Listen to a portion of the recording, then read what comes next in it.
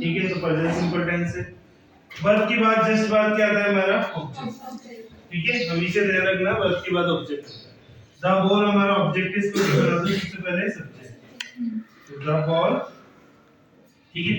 Present simple tense है तो present continuous में टेंस होगा। एक्टिव में हमेशा प्रेजेंट सिंपल प्रेजेंट कंटीन्यूअस, ठीक है। तो द बॉल जो है हमारा क्या है, पर्टिकुलर सब्जेक्ट है, वो है सिंगुलर। सिंगुलर है तो क्या आ जाएगा इज, क्योंकि प्रेजेंट कंटीन्यूअस की हेल्पिंग वर्ब होती है इज, एम, आर। और एक्टिव से पैसिव बनाते वक्त हमेशा अपन वर्ब की थर्ड फॉर्म का यूज करते हैं। थ्रो हमारी फॉर्म है तो इसका थर्ड फॉर्म को हो जाएगी थ्रो, ठीक है। अब आपकी मर्जी है, ठीक है, आप चाहो तो आउटसाइड को पहले लिख दो, ठीक है, या चाहे तो पहले बाय द बॉय कर आउटसाइड लिख दो, कोई फर्क नहीं पड़ने, ठीक है। लेकिन अपन हमेशा पहले लिखते हैं क्योंकि बाकी rest of the sentence verb के बाद ही लिखना है, ठीक है। तो आउटसाइड आ गया, फिर हमारा सब्जेक्ट क्या है भैया, द बॉय, ठीक है। ये क्या बन जाएगा ऑब्जेक्ट, और ऑब्जेक्ट बनाने से पहले अपन किसका यूज करते हैं, बाय। तो बाय द बॉय, ठीक है, क्लियर हो गया।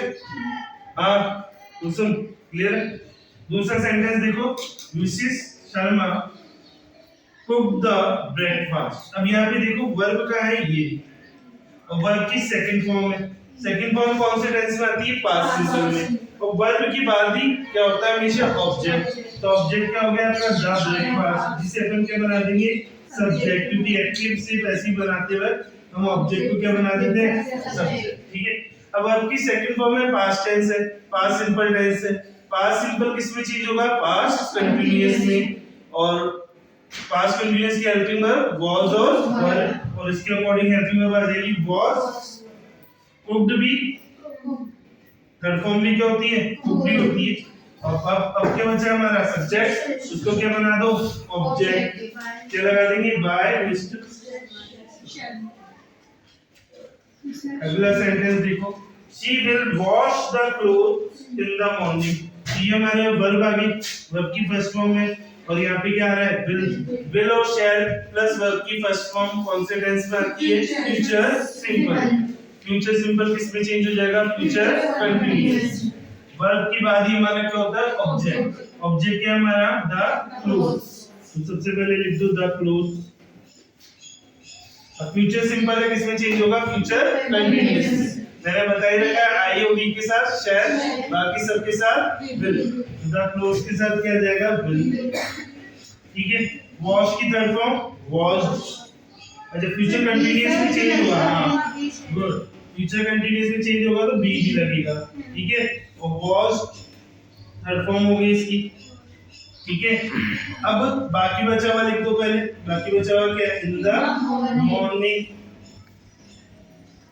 फिर क्या आ जाएगा बाय, और शी का ऑब्जेक्टिव केस क्या होता है, देखो एक ही सेंटेंस में अच्छा है, जो थोड़ा दिक्कत करेगा जो ऊपर ऊपर लिखा हुआ है उसको बाद में करेंगे, पहले इस पे आ जाओ। शी इज मेकिंग टी, ठीक है। अब इस आ रहा है, सीधा सीधा समय पता पड़ गया, प्रेजेंट कंटीन्यूअस है, इज हमारा प्रेजेंट कंटीन्यूअस में आता है। और प्रेजेंट कंटीन्यूअस से प्रेजेंट कंटीन्यूअस में ही चेंज होता है, बस क्या लगा दो हेल्पिंग वर्ब के साथ बीइंग लगा दो, क्या लगा दो बीइंग लगा दो। यहाँ पे हमें वर्ब मिल गई, वर्ब की फर्स्ट फॉर्म के साथ आईएनजी लगा हुआ है, वर्ब के बाद वाला क्या होता है ऑब्जेक्ट। सबसे पहले ऑब्जेक्ट को क्या बना देंगे सब्जेक्ट, वही की वही हेल्पिंग वर्ब आएगी। इस टी है अनकाउंटेबल नाउन है, सिंगुलर होता है, टी को काउंट कर सकते हैं या नहीं, मेजर कर सकते हैं, और जितने भी अनकाउंटेबल नाउन होते हैं वो सिंगुलर होते हैं। टी के साथ रह गया इज, इसके बाद क्या आ जाएगा बी, मेड की third form made, by, T का क्या हो जाएगा। अगला सेंटेंस देखो भैया, हमारा वाज आ रहा है और वर्ब की फर्स्ट फॉर्म के साथ आईएनजी राइटिंग आ रहा है, और उसके बाद वाला हमारा क्या हो गया ऑब्जेक्ट हो गया, ठीक है। सबसे पहले वर्ब को पहचान लो, उसके बाद वाला ऑब्जेक्ट होता है हमेशा, ठीक है। अब वाज आ रहा है, वाज वर्ब पास्ट कंटीन्यूअस में आता है, पास्ट कंटीन्यूअस में चेंज होता है, बस क्या लग जाता है बीइंग लग जाता है। तो अ लेटर हमारा ऑब्जेक्ट था, ये बन गया हमारा सब्जेक्ट। अ लेटर सिंगुलर होता है तो वाज ही आएगा, वाज के साथ बीइंग लग जाएगा, राइट की थर्ड फॉर्म रिटन हो जाएगी, ठीक है, बाय योर फादर। अगला सेंटेंस देखो, द टीचर इज टीचिंग हर, ठीक है। तो ये भी हमारी वर्ब की फर्स्ट फॉर्म के साथ आईएनजी, और उसके बाद हमारा क्या हो गया ये ऑब्जेक्ट। ऑब्जेक्ट को जब सब्जेक्ट बनाते हैं तो ऑब्जेक्टिव केस है भैया हर, इसका सब्जेक्टिव केस क्या हो जाएगा ही, तो हर का सब्जेक्ट क्या हो गया भैया ही, इजी आएगा। इसके साथ क्या लग जाएगा बी, टीच की third form taught by the teacher. ठीक है, यहां तक की कहानी समझ में आ गई। अब आ जाओ इस पे, she has cooked food for the guests। तो यहाँ पे has आ रहा है और has की सब वर्ब की थर्ड फॉर्म आ रही है और ये हमारा ऑब्जेक्ट हो गया फूड। ठीक है भैया, अब has और have के साथ वर्ब की थर्ड फॉर्म आ रही है मतलब प्रेजेंट परफेक्ट टेंस है, और प्रेजेंट परफेक्ट टेंस है तो किस में चेंज होगा, प्रेजेंट परफेक्ट कंटीन्यूअस में। तो यहाँ पे क्या आ जाएगा फूड, फूड भी अनकाउंटेबल नाउन है तो has, और has के साथ क्या लग जाएगा बी, बाकी वर्ब की तरफ हम कुक की कुकडी होने वाली है। ठीक है, फिर रेस्ट ऑफ द सेंटेंस क्या है, फॉर द गेस्ट, और फिर क्या बचा हुआ है अभी हमारा सब्जेक्ट क्या है सी, तो सी का ऑब्जेक्टिव केस क्या हो जाता है हर, तो बाय बोलते रहो ताकि पता रहे कि यही। ठीक है भैया, अगला टेंस क्या है, हैव आ रहा है, हैव के साथ हमें वर्ब की थर्ड फॉर्म दिख रही है मतलब वही हैज और हैज और हैव के साथ वर्ब की थर्ड फॉर्म आ रही है मतलब प्रेजेंट परफेक्ट, इसमें चेंज हो जाएगा प्रेजेंट परफेक्ट कंटीन्यूअस में। वर्ब के बाद हमारा सब्जेक्ट क्या है द स्टोरी, जिसे हम क्या बना देंगे सब्जेक्ट द स्टोरी।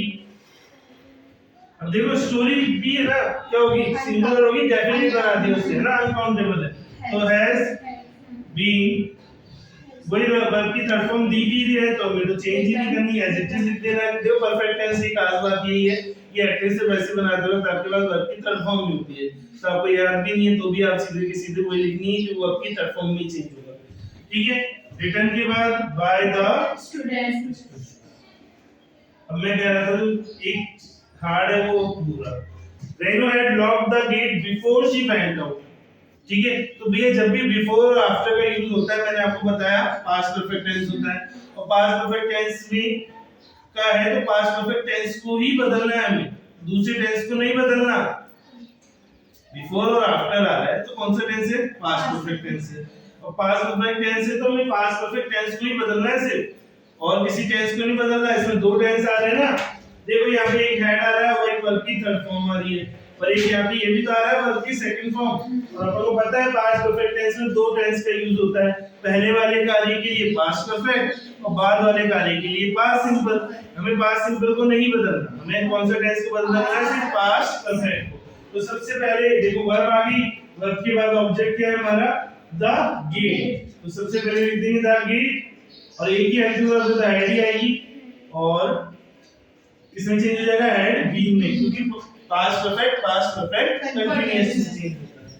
ठीक है, फिर वर्ब की third form looked by Renu, और जो बाकी बचा हुआ है, जो बाकी बचा हुआ है वो एज इट इज लिख दो, she before she went out, before she went out. ठीक है भैया, नहीं आया ये वाला सेंटेंस नहीं आया बेटा, क्योंकि टेंस हमने क्लियर किया। यार जब भी बिफोर और आफ्टर का यूज होता है तो दो टेंस यूज होता है, एक टेंस यूज होता है पास्ट परफेक्ट और एक यूज होता है पास्ट सिंपल। ठीक है, ये बात आ गई समझ में पक्का। अब इसमें दिख रहा है, देखो हैड लॉन्ग मतलब हैड की सब वर्ब की थर्ड फॉर्म में मतलब पास्ट परफेक्ट टेंस है, और बिफोर के बाद देख वेंट दिख रहा है वर्ब की सेकंड फॉर्म जिसे अपन पास्ट सिंपल टेंस कहते हैं। जब ऐसे सेंटेंस हमारे पास आता है पेपर में तो इसका मतलब ये है कि वो पास्ट परफेक्ट टेंस का है, पास्ट सिंपल का नहीं है। इसमें दोनों टेंसों को नहीं बदलना, सिर्फ किसको बदलना है, पास्ट परफेक्ट को। पास्ट परफेक्ट इसमें चेंज हो जाता है पास्ट परफेक्ट कंटीन्यूअस में। वर्ब की बात देखो ऑब्जेक्ट दिया हुआ था कि तुमने लिख दिया, पास्ट परफेक्ट कंटीन्यूअस में ही की हेल्पिंग वर्ब होती है हेड, और हेड के साथ क्या लगेगा बीन, क्योंकि हेड भी होता है। वर्ब की third form as it is आ गई, बाय तरह सब्जेक्ट को तुमने बना दिया ऑब्जेक्ट। ठीक है, जो कहते हैं पास्ट परफेक्ट टेंस बन गया, बाकी जो बचा है वो ऐसे लिखना है। ठीक है, आगे बात समझ में, चलो कॉपी करो।